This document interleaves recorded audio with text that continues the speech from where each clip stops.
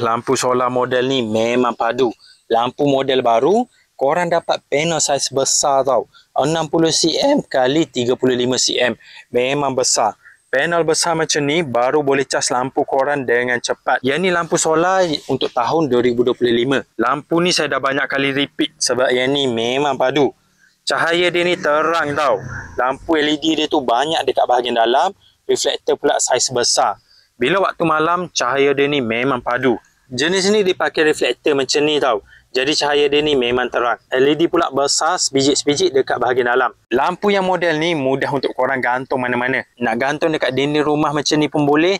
Gantung bawah bumbung rumah macam ni pun boleh. Sebab bracket dia ni sama.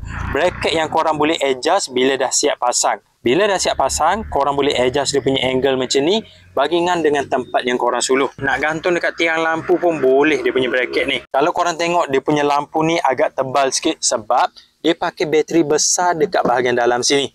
Dia boleh simpan tenaga yang banyak. Jadi waktu malam dia boleh nyala dengan lama dengan selamba. Dekat bahagian sini dia ada bateri indicator. Kalau waktu siang dia tengah cas, lampu sini dia akan nyala dengan klip. Bila bateri dah penuh, semua lampu ni dia akan nyala. Ada indikator macam ni baru mudah untuk korang pantau berapa bateri yang tengah cas. Tapi korang jangan risau, lampu solar macam ni dia automatik tau. Dia cas automatik, dia nyala pun dengan automatik. Siang dia cas dekat panel solar bahagian sini.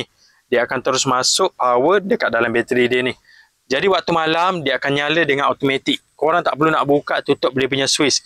Biar je macam tu. Lampu ni akan terus nyala je. Kalau korang tinggal rumah lama pun, rumah korang tetap nampak macam ada orang sebab lampu korang ni akan nyala dengan automatik. Kalau korang balik waktu malam, halaman rumah korang nampak cerah macam ada orang. Dan kalau korang pasang lampu ni hari-hari pun tak ada hal. Sebab lampu ni dia cas guna cahaya matahari, tak kena bayar bil elektrik. Panel solar bahagian sini akan serap cahaya matahari untuk bagi lampu korang ni nyala. Hari-hari pasang pun korang tak perlu risau bil tinggi. Lampu pula jenis automatik. Kalau korang beli watt yang paling besar, korang dapat lampu saiz besar macam ni. Dan korang dapat panel besar macam ni. 60 cm kali 35 cm. Panel dia ni memang besar. Biasa panel solar ni saiz dia separuh je yang ni. Kalau yang ni boleh kata 2 kali ganda. Panel besar macam ni, kelebihan dia boleh cas lampu solar korang ni dengan cepat.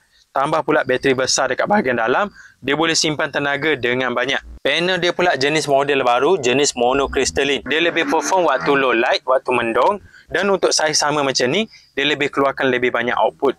Jadi korang jangan risau, kalau musim hujan, waktu mendung, panel solar ni tetap boleh hasilkan tenaga untuk bagi lampu ni nyala terang sepanjang malam. Jadi kalau korang nak cari lampu solar, grab terus yang model baru ni. Yang ni saya dah grab banyak biji sebab padu punya. Saiz besar, cahaya dia terang, boleh nyala lama dengan selamba. Korang boleh cek lampu yang model baru ni dekat link video.